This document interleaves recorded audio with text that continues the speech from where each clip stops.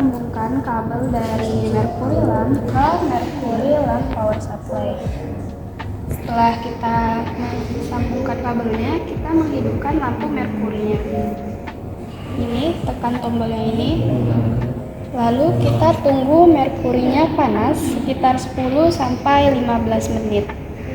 Nah, setelah itu kita masuk ke bagian DC current amplifier. Kita menghidupkan DC current amplifier, lalu kita mengatur current radiusnya ke 10 pangkat minus 13.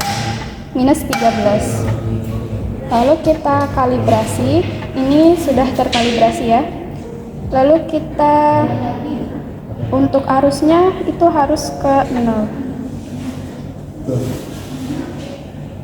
Nah, setelah itu kita menghidupkan tunable DC power supply. Lalu kita mengatur ini dari min 4,5 sampai 0 volt.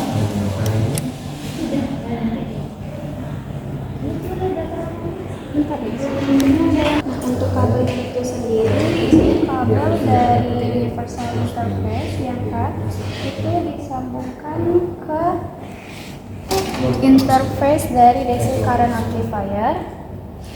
Lalu untuk universal interface bagian D itu kita sambungkan ke tunable DC power supply bagian interface.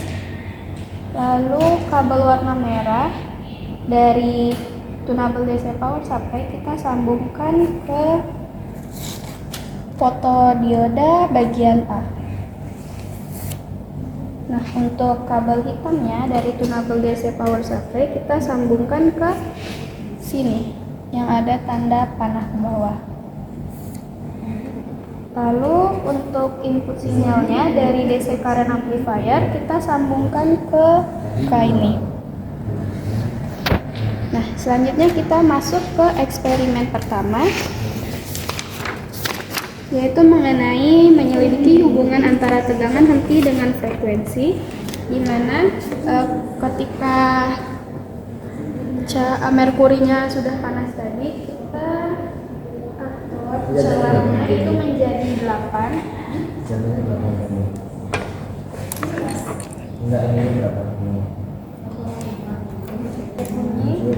Lalu kita juga atur filternya itu 365.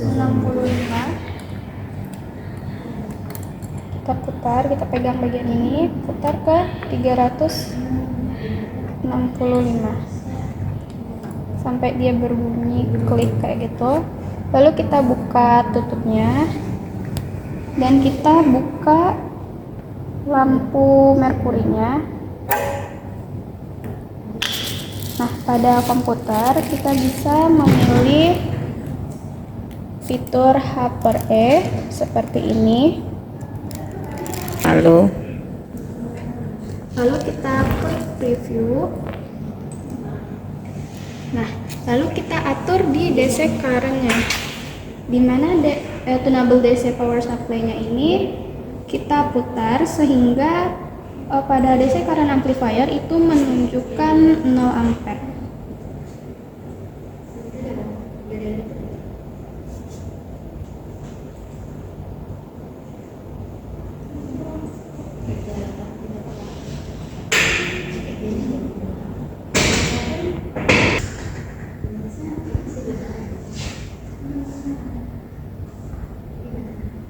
Dapatkan hasilnya minus 4,6. Ini setelah DC current amplifier-nya menunjukkan 0 ampere, kita klik keep sample. Nah, lalu kita ubah lagi filternya ke 405 sesuai dengan tabel yang ada di komputer. Lalu kita putar lagi tunable DC power supply hingga DC current amplifier-nya kuat arusnya menunjukkan 0 ampere.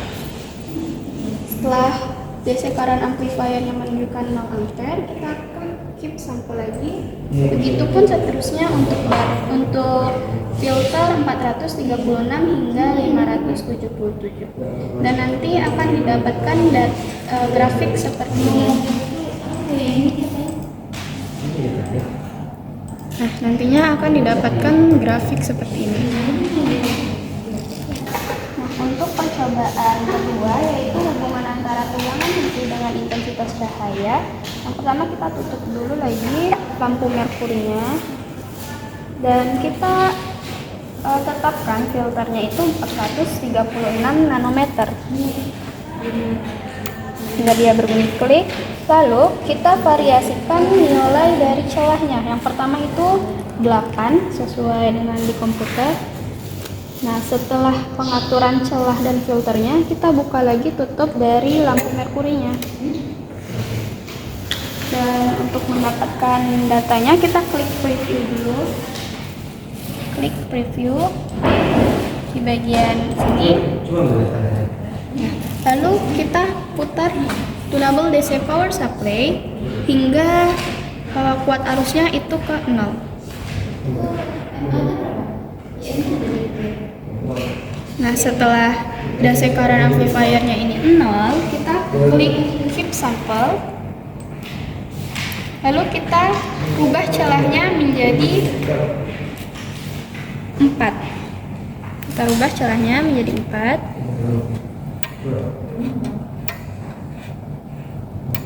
Hingga dia berbunyi. Setelah itu kita putar lagi tunable DC power supply-nya hingga kuat arusnya itu menuju 0 ampere. Lalu kita masukkan datanya di sini. Setelah kita memasukkan data, klik keep sample dan menuju ke data selanjutnya. Untuk celah kedua, kita putar lagi celahnya hingga menunjukkan celah 0,2. Nah, untuk tabel percobaan ketiga yaitu mengenai hubungan antara kuat arus dengan tegangan. Untuk tabelnya kita bisa menggunakan light intensity 2 seperti ini.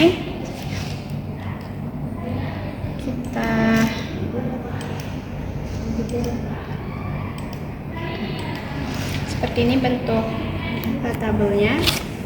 Lalu setelah itu kita mengatur DC current amplifiernya menjadi 10 pangkat min 11.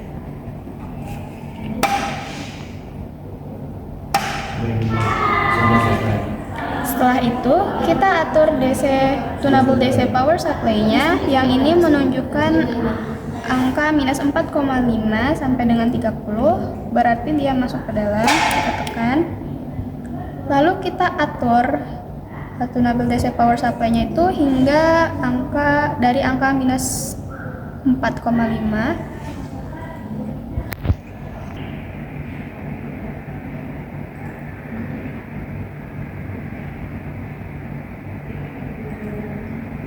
Nah, setelah tunable DC-nya kita atur ke minus 4,5, kita buka celah lampu merkuri. Kita buka lampu merkurinya. Lalu kita atur celahnya sesuai dengan yang ada di tabel data, yaitu celahnya 2 mm dan filternya itu 436. Nah, setelah itu kita klik preview dan kita atur tunable DC power supply-nya ini naik menjadi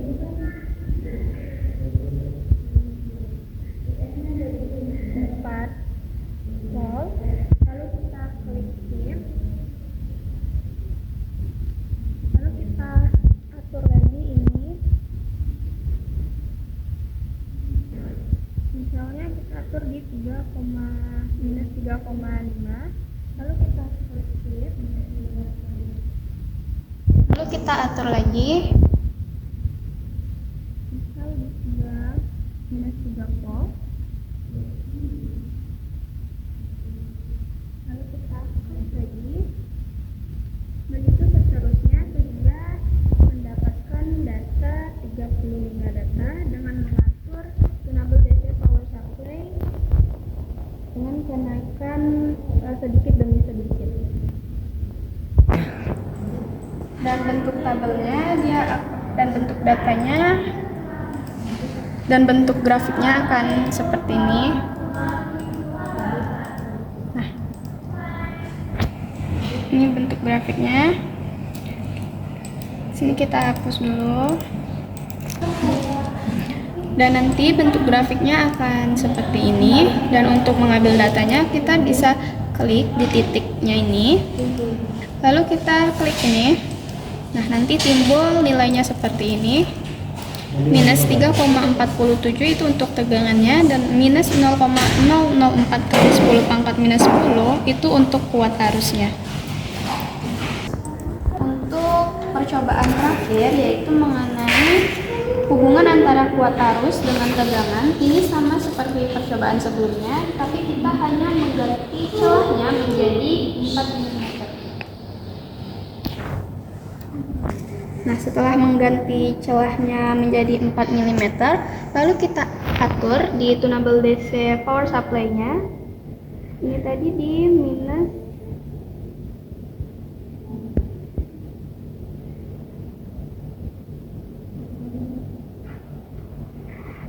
kita mulai dari minus 4,45 volt.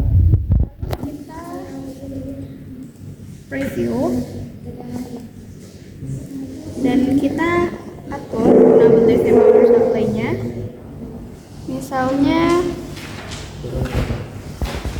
dari minus 4,45 menjadi minus 4 volt.